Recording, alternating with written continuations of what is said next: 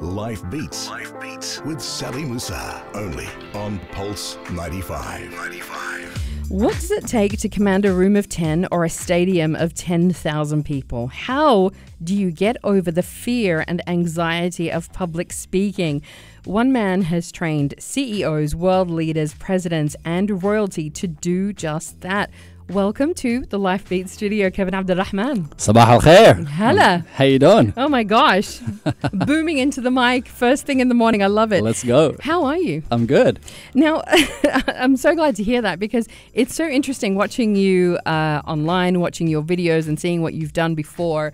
And a lot of people think, oh my gosh, I could never do that. Were you that really confident kid who would just get up in class and just give presentations and be incredible and amazing, and all the other kids would be like, oh my God, I hope it's not my turn next? Nope, I was a total loser. Hate to say this about myself. Are you serious? Yeah, no kidding. At school, I probably had 2 friends. And at recess, I don't know what they call them here, lunch breaks, I would stay indoors and play cards with my 2 mates. I don't know if they were mates, but we just played cards. It's true.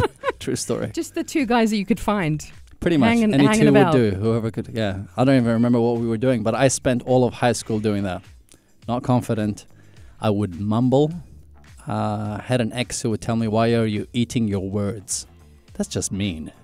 But yeah, it's true. It's true. So what happened? Public speaking or just, communication. It's a developed skill. And like anyone else, I just spent time doing it. But how did you kind of go from being somebody who ate their words, as she said to Nicely. You very kindly, very kind, to being somebody who is in demand all over the world, and somebody who world leaders call up and say, I need you to come and help me with this speech. Right. How did that happen? Well, not to sound like a broken record, I think everyone's talking about it. These days everyone's talking about hustle and hard work. It's just, hey, there's a joke with my family. It's a true story. That, if you want something done in the house, don't ask Kevin. It's like the whole family's given up. I'm not good at hammering a nail into the wall. That's how bad things are. And everyone's just come to accept it.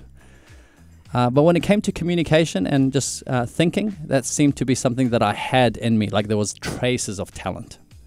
And I was like, hey, I'm gravitating to this. I'd like to work on it. And it's literally been the last 20 years. I've been doing this every day. Was there like a moment though where you had to get up and present something, or somebody saw you speak and went, you should do this, you should pursue it? Was there a moment? Or kinda? It started in cafes. I'd catch up with friends and we'd have like coffee and muffins back in the days when I was having muffins. And if people would complain about something, I'd be like, are you just complaining for the sake of it? Because if that's what you're doing, I'm not going to say anything. I'll let you complain. I'll be the shoulder you can cry on. If you want some advice, I've got some thoughts, because to me this seems obvious, but perhaps I'm standing outside and I can give you a 3D or a 360 perspective on things. And for the people that were open to the advice, I'd give it to them. They'd go and apply it, and after some time they'd come back and go, hey, this stuff is good. And over time people started saying, hey, you should start charging for this. And so I did. Make it your thing. Yeah, and so I did. But this is not something, at that point in time, today people come up to me and go, hey, I'm at university and I want to graduate and I want to be a motivational speaker. That wasn't the case for me. I come from a Middle Eastern family. It was doctor, lawyer, engineer, accountant, the standard kind of 4. You could pay me $1 million and I couldn't think of the 5th profession I'd want to do. So this really just came about from frustrations and, a lot of closed doors, and after some time just me being persistent enough and going, this is what I like to do, and just taking one step at a time. And then I ended up becoming a motivational speaker. That's incredible. And now, of course... Didn't know the job existed. Yeah, well... I didn't. 20 years ago, it wasn't a big thing. I think pretty much Tony Robbins was about the only guy who was doing it. And he's still a giant. And he's the man. He's the man, right? Yeah. He's incredible. But, like you said, 20 years ago, that wasn't a job that people could aspire to do. But in everyday life, we do need to be able to speak, to communicate, to influence, and to persuade. True. So tell me about how you do that now with the people that you see. Yeah, so I work with CEOs, world leaders, presidents, and royalty. They are the kind of people who are in important positions, who've worked extremely hard, are very talented, mostly hard workers. They do a lot of things that people don't see, but they get to a place of position where, they're leaders in their field, and they have to lead teams, and they're the face of the brand, and they could be representing a private company or a government agency, and they get to a point where they go, oh, there's this thing of communicating. I know what I'm thinking about, and I know what I need to do, but now that I'm in this position, most of my time is spent communicating, and I don't know how to do it well. Yeah. Those are the ones that are actually aware. We have another challenge in this day and age, which is overconfidence. People who feel like, oh, just because I'm confident and I can just blab on for ages, I'm good. No, not at all. No. Nobody wants to hear anyone blabbing on for ages. And unfortunately, that's a different challenge. But most people realize, hey, like any skill, this is a skill that I've overlooked or I tried to avoid. And in the past, you could avoid it for as long as you could. And I've got some stories for you. Oh, you have to tell us. Yeah. But now we live in a day and age where you can't avoid this. You're expected to communicate. So it's not whether you want to or not. If you're in a leadership position, you are expected to communicate. And every time you communicate, your reputation is on the line. Yeah. Yeah, That's exactly. it. I have an expectation that you as a leader, you're going to communicate and you're going to do so well. And if you don't do it, right after your radio interview or TV interview or, you've stood up and spoken to an audience, it either goes up or down. And this happens every time. And it's that moment. You only have a moment. That's right. To make that impact. Never judge a book by its cover. And yet we do. Exactly. We do. And it's, those first couple of minutes, that's it. Boom. You've either got your audience or you've lost them. That's right. And now we live in a day and age where not only do you need to get your audience, which is a technique, as soon as you get on stage or when you're at an interview or you're in front of a camera, you need to get the audience. But now we're facing an audience that's constantly distracted. Beeps, dings, emails, kids, food, whatever. You need to be able to keep their attention. Yes. We're going to be talking about that and so much more. Kevin Abdulrahman is here with us in the studio, somebody who trains people all over the world on how to speak publicly. We're going to be hearing his tips next and some amazing stories about some of the people that you've managed to help. I want to go through the excuses next of what people tell you why they can't do it. This is amazing. More to come on Life Beats on Pulse 95. Life Beats. Life Beats with Sally Musa. Only on Pulse 95. With war looming, you've saddled this nation with a voiceless king. You've destroyed the happiness of my family, all for the sake of ensnaring a starved patient you couldn't possibly hope to assist. It'll be like mad King George III.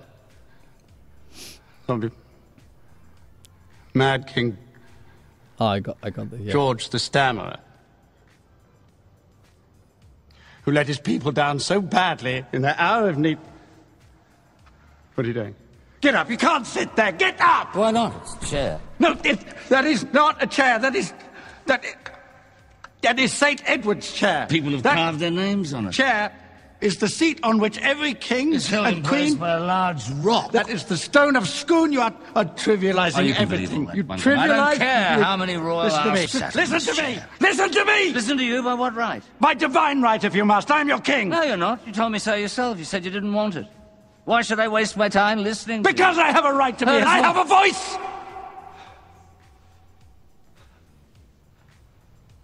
Yes, you do. Yes, you do. Yes, you do. That is, of course, from the King's speech, and kind of perfect, really, when we talk about that fear of public speaking. It's like the movie, where we see somebody going from who's stuttering, stammering, just completely destroyed self-confidence inside to being able to finally being able to give that address to an entire nation. Yep. So, and this is what you do. Change the course of history. It really did. Yep. Kevin Abdulrahman does something very similar with a lot of people. Tell me about the kind of things, the kind of fears that present with the clients that you see.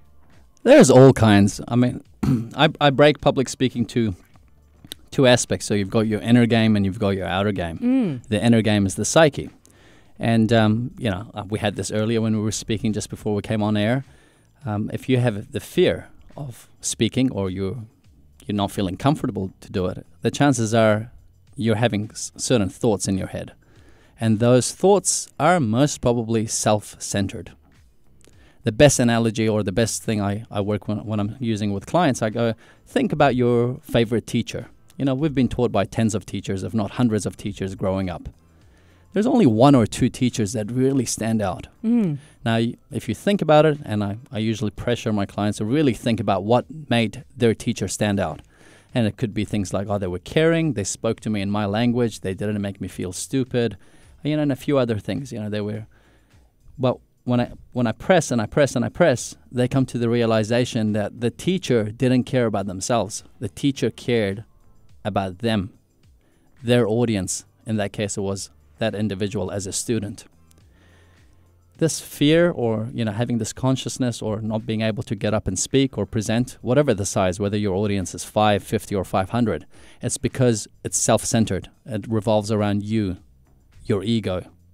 If you were to put yourself in the place of your teacher and think like your teacher, where every time you're standing up to speak or you're presenting or you have something to communicate, you're doing it because you want to make sure that the audience receives the right message, you will soon see that fear dissipate. And this is what you tell the people that you work with One as of well. many things, yes. One of many things. One of many things. What's amazing is that we make a lot of excuses. Oh, yeah. For why we can't get up and speak in front All of kinds. a group of people. You've got an amazing story to tell with that.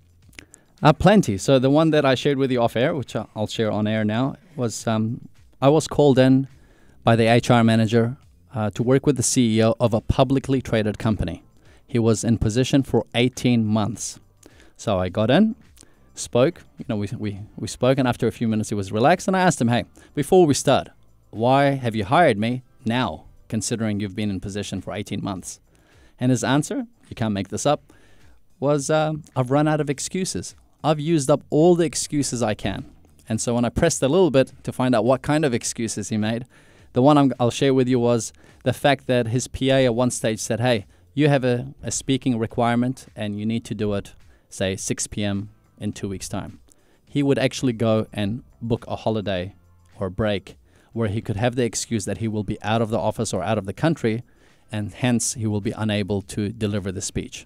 Then there were all the other times where... I love that it was 18 months worth of excuses. Amazing, yeah. I mean, he had plenty. That's astonishing. He was using his HR manager, the marketing manager, every other manager to go and represent the brand. But why? Why? What was the fear? Once you started working with him, what was he so afraid of? It's amazing. He was a confident person. He was a confident and competent CEO. That's why he was CEO. And he did fine in the boardroom. He did fine when working with his team. He just had this mental block when speaking to a large audience, especially if it was an audience that was out of the company. And we worked through it like anything else. Everyone's different. We all have our kind of set of limitations or thoughts. And it's critical to make sure that with each person you're working based on their requirements. Yeah. And his was just one which is very common, is what if things go wrong, or what if I forget, and, you know, what if I say the wrong thing? Yeah. Yeah. Things Exactly. like that. Yeah. But what if you say the right thing and, you know, then it turns around all kinds of opportunities for you? What's amazing is once you realize you can't escape it, the sooner you get onto this, the better. And what a lot of professionals that I work with realize is the fact that they've developed and they refine their communication skills, opportunities open up. Now they don't fear going on the radio. They don't fear getting on TV. They don't fear getting on stage to speak, because they realize it's not a chore, oh, I have to do this, which was what they thought before we worked together. Now it's an opportunity for them to show their brand in the best possible light. Yeah. If you have a vision as a leader and you want to be able to achieve something, you want to get as many people to buy in. You want to get as many people on board. So every opportunity you have to be able to do so, boom. Yeah. You know, when they You've call got you, to take it. yeah. You've got to take And it. when you have the skill to capitalize on it, you're winning. Coming up next, we need to talk about the power of storytelling. 100. And how do you do that? How do you put together a story? Okay, you have something that you're passionate about, that you want to speak about, but how do you tell the story effectively and get over those fears that you might have? We've got a lot to talk about with Kevin Abdulrahman next on Live Beats on Pulse 95. Life Beats. Life Beats with Sally Musa. Only on Pulse 95. Yes, we are back with Kevin Abdulrahman, and we are talking all things to do with public speaking, with getting over that fear, and how to tell a good story. Kevin, in terms of the kind of people that you've worked with everyone, but give us a couple of examples of people who have just kind of gone from being completely terrible, let's just say, to being able to give a speech. Because we've gotten a question, and this one is coming from Layla. She heard the King's speech, the clip, and she's asking about whether you can actually do that with people with a stutter or with any other kind of fear, and get them to actually deliver a speech. Do you do that? 100%. I'll give you an example. I worked with a lady who she was representing a government agency for the country. Her task was to go to a foreign country and deliver a keynote session. She has a communication team like all government agencies do, and still I was called in. When I turn up, I'm like, okay. She walks in with lots of paper. Obviously, they had typed out a whole heap of, I don't know, there was like 20, 30 pages worth of notes. I'm like, okay, you can begin. And within about, I think it was 5 minutes, probably. Yeah, that's about 5 minutes. I'm like, stop. You've paid me already. You deserve an open response. And that's the nature of what I work is we establish trust from the beginning that I'm going to tell you how it is. Because we live in a culture today where it's difficult to get honest feedback. If you're a leader, your people will not tell you, will not give you honest feedback. Hey, did I do well? Yeah, clap. They could be clapping for you to get off stage. You don't know, right? So in this case, I was like, hey, you paid me, and it's my job to be honest because we're here to get results. That's why you called me. This is rubbish. Throw it out. Oh, but me and my communication team, we worked on this. I have to go next week. Sure, it doesn't matter who you worked with. Fire your communication team while you're at it. Like, this is going to be rubbish, and you don't want to deliver a rubbish keynote. Well, you can't deliver it because you're hardly reading what you've written. So we have a problem. But I worked with this lady for 2 days. Like, it was 2 intense days. At the end of it, she travels. I think she ended up going to Japan, and she represented the government agency. She went from not being able to read her notes to delivering a 20-minute keynote session, no notes. In 2 days? In 2 days. Not bad, huh? I've heard that people can do it within weeks, but 2 days. I'm good. Well, all right then. Yeah. And it was so good that there was a key member in the audience, which she was unaware of, who saw that speech and said, hey, you know what? You should become the ambassador and deliver this keynote speech all over the world representing our government agency, which that's what she ended up doing. That's incredible. Yeah. That's having a skill. Yeah. It was powerful. Yeah, exactly. And so that's, 2 things that you're talking about, the inner game and the outer game, right, and getting all of those together. But what would you say is kind of like the biggest thing? We don't have time to go through everything that you did with her, but what would you say is the biggest thing that she learned that got her there? A key thing that I taught her, and I teach a lot of leaders, is learn to tell stories. We tend to, as leaders, because of who we are, the positions we're in, we get all serious. We are all facts and figures, and sure, these are all very important because if you're a leader and you're leading a team or you're leading your company or government agency, these are important things. But when you're communicating, you need to understand, we don't communicate in facts and figures, right? We communicate in pictures, movies, stories. Let me tell you how significant stories are. There were 2 guys who wanted to test the hypothesis because we hear this, people saying, tell stories. It's important to tell stories. Well, 2 guys actually wanted to see, is this really an important thing? Do we have to tell stories? Does it add desirability? Does it add value? Does it add significance? So what they did was they went to thrift stores and garage sales and bought 200 items. Average price was about $1. And then they got some creative writers to write a story for each toy or item. Then they put these items on eBay. There was a paper globe which they bought for $1.49. That ended up selling for $197.50. That's huge. That is ridiculous. $1.49. This item, nothing changed except for a story, and sold for $197.50. Now, I know the skeptics will say, hey, maybe this was a special item. It was a one-off. Well, the 200 items, they were bought for a total of $129. Collectively, they sold for over $8,000. That's like over 6,000%. So, and the only difference was each item had an accompanying story. So yes, storytelling does add value. It Wow. does add desirability. It adds significance. It has significance. So if you're standing up, like, if you have to stand up in a boardroom and speak, you're presenting to your peers, or you have to stand up and speak to an audience, you need to ask yourself, what's the message I have? And what story can I tell to deliver my message with significance? That is just the key question, isn't it? Because that's how you grab your audience. 100%. You have to have that story. Yeah. Because that's the bit that is unforgettable. When you think about, great speeches or whatever, somebody's told a great story. Yes. And that's what you remember. And the great thing is, if you can tell your stories, great. But you can tell other people's stories. So it could be a story that you share with me, and I retell the story. The great thing is when we tell stories, it becomes ours. Right. There's ownership that comes into that as well, just from you telling it. 100. And if you are passionate about it, then, you bring yourself to it as well, even though it's not your story. Yep. Yeah. Yep.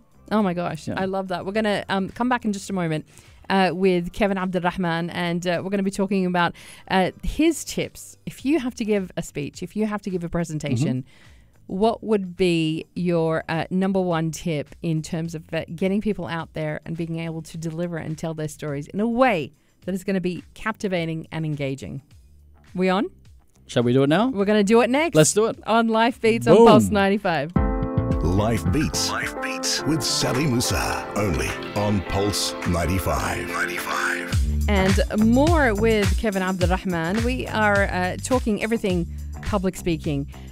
Okay, so there's a lot that we've talked about here, but, going into a little bit more depth in terms of what you should be thinking about. What are those tips that you have for people who, when they want to go out onto the stage and don't want to have that stage fright, what would be your tips for them?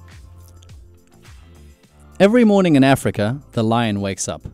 It knows it needs to be faster than the gazelle in order to survive.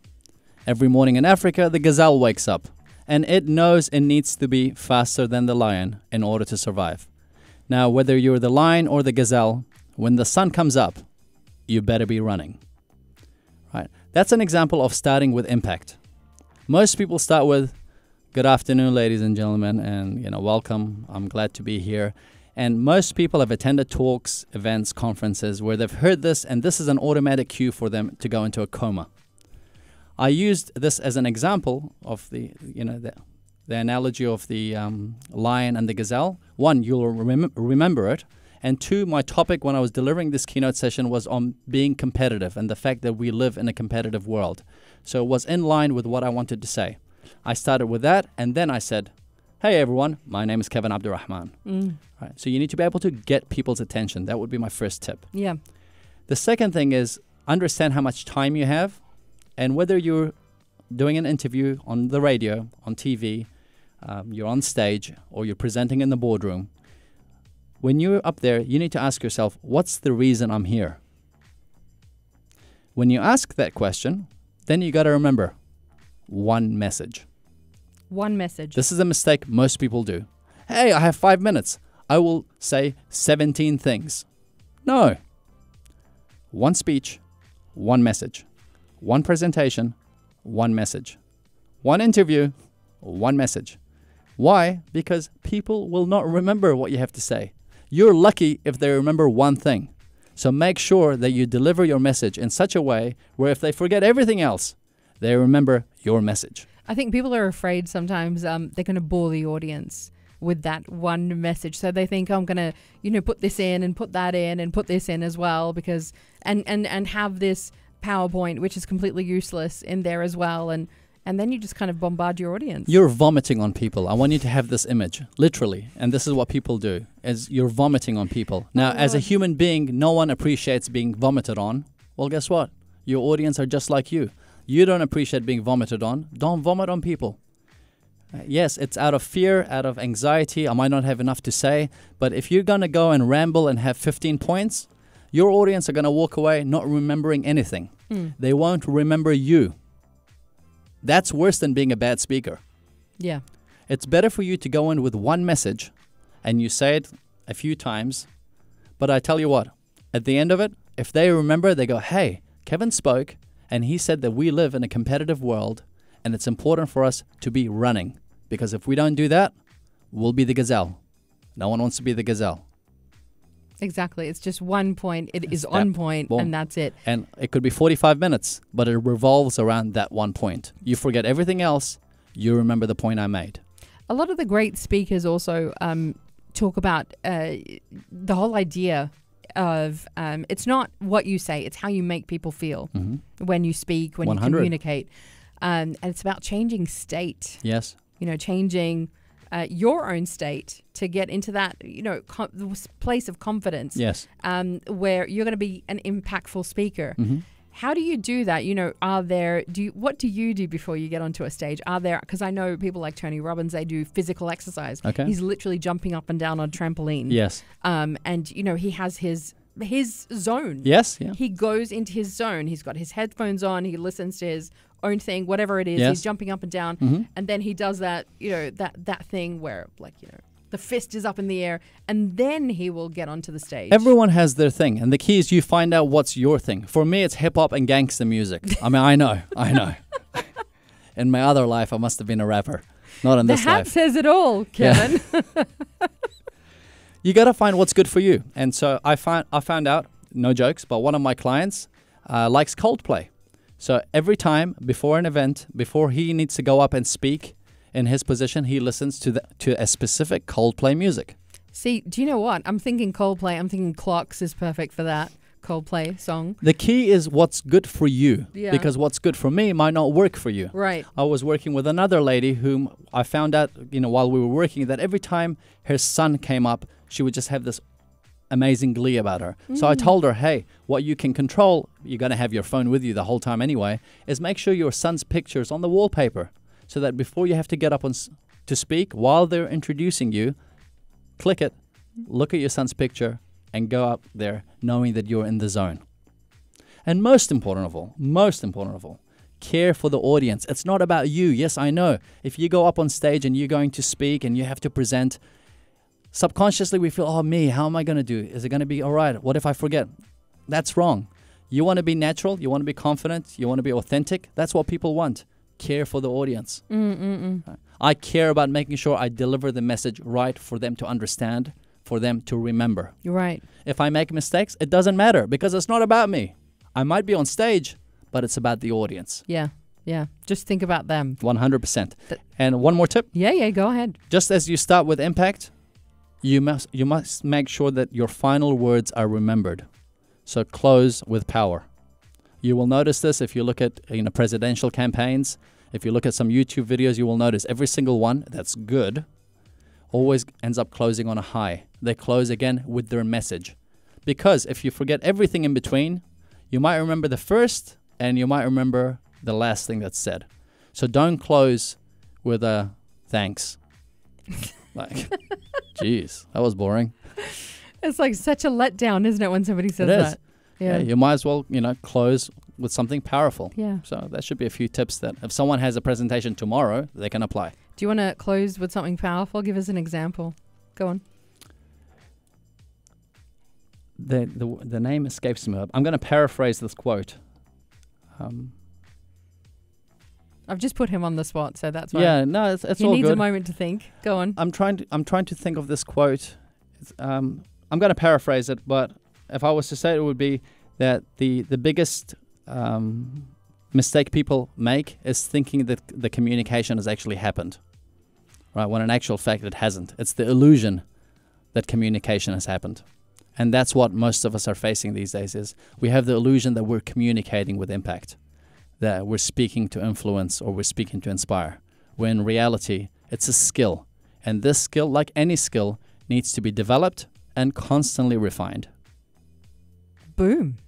I think, we need a mic drop now after all of that. Booyah! Kevin Abdulrahman, what an absolute pleasure. That was amazing. That was brilliant. Will you come back? 100%. Thank Yeah, you. It was for too more. short. Yeah, it was too short. Too Exactly. We need more of this.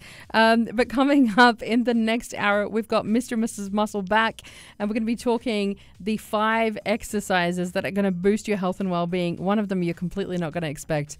It needs no blood, sweat, and tears. You can even do it without anyone else noticing. Sleeping. No.